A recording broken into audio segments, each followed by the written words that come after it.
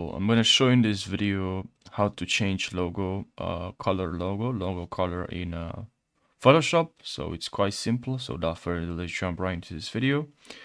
Now, if you press Alt and then you drag up, or you Control J to create a copy, and then I'll just delete this. Actually, I will not delete this mask.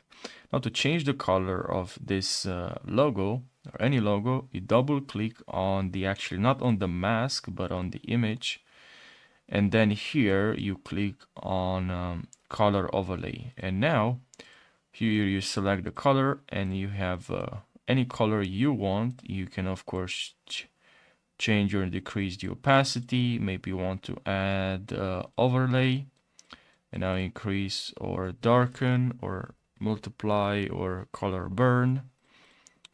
So that's how you add a color overlay or change the color of your logo. And of course you can add any logo, any color you want. And now you can add some filters maybe, and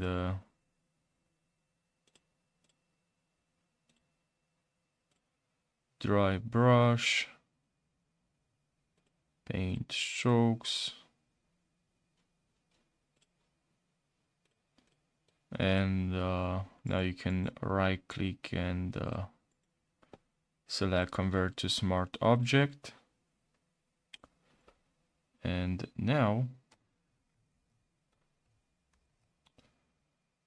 you have your logo.